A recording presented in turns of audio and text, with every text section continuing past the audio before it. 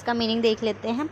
The word science literally means knowledge, है ना। Science का मतलब होता है knowledge. It is a systematize body of knowledge acquired by Mankind through observation and experimentation which is applicable of verification.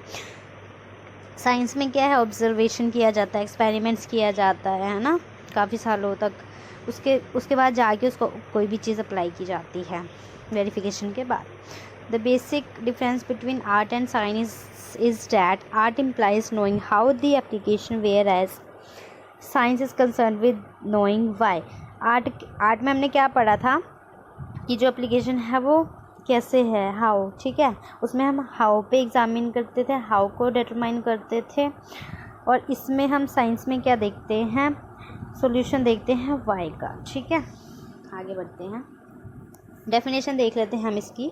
Science is a systematize body of knowledge, ये Keynes ने दी थी, which establish relationship between cause and effect. Cause and effect के बीच में relationship बताते हैं science, ठीक है। लाइक क्या करने से उसका इफेक्ट क्या होगा, ठीक है, ये बताता है। तो इसके हम कुछ फीचर्स को देख लेते हैं एक बारी। पहला आता है हमारे सिस्टमेटाइज्ड बॉडी ऑफ नॉलेज। इसमें क्या है, the subject of commerce has a systematised body of knowledge. In commerce the knowledge of trade, banking, transport, insurance, accounting, finance is essential. All these subjects have their own principles and procedures. The University Grants Commission is giving due recognition and weightage to commerce.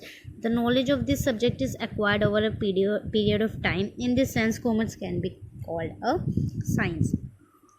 ये कुछ principles पे, procedure पे based होता है, कुछ systematise body of knowledge है। Commerce भी like as a science, ठीक है, इसलिए इसको हम बोलते हैं कॉमर्स जो है वो साइंस है, इस वे में, systematize body of knowledge. Second आ गया हमारा continued observation. Commerce as a subject is getting proper attention from thinkers and theories. Some thinkers are now creating commerce equivalent to business. The modern function of commerce include production, marketing, जो हमने पढ़ा था पीछे functions of commerce में, marketing, personal, finance, accounting etcetera.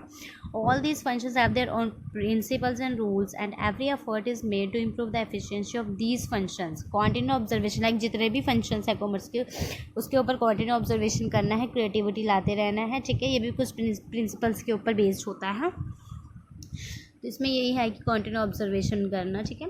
अगला आ गया हमारा universal applicability.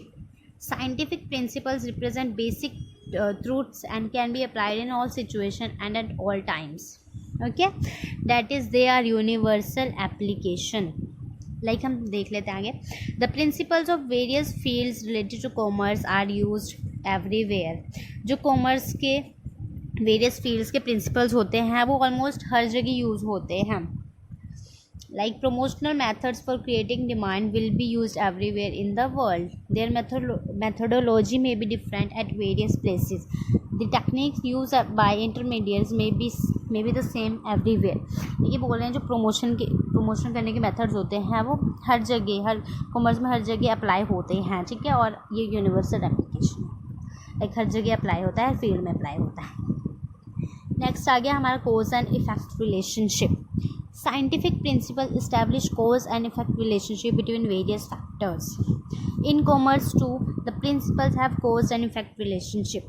If we have bad planning, अगर हमारी planning ही bad होगी marketing की, ठीक है, then the results will also be bad. Like ये क्या है, cause and effect relationship.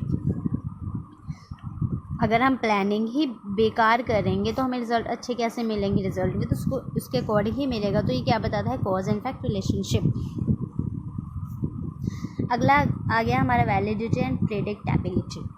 The collection of facts is not science. सिर्फ फैक्ट्स को कलेक्ट करना ही साइंस नहीं होता, ठीक है। It is only when the knowledge of gathers can be verified it become science. अगर जो भी फैक्ट को हमने गेन किया है उसको वेरीफाई करना वो होता है साइंस। लाइक ऐसे कलेक्ट तो हम कुछ भी कर लेंगे, उसको वेरीफाई ही नहीं किया तो वो साइंस की कैटेगरी में नहीं आएगा, ठीक है। The knowledge of various branches of commerce is valid and can B predicted. On the basis of economic environment, the demand for various products can be predicted. International trade has grown on the basis of future predictions only.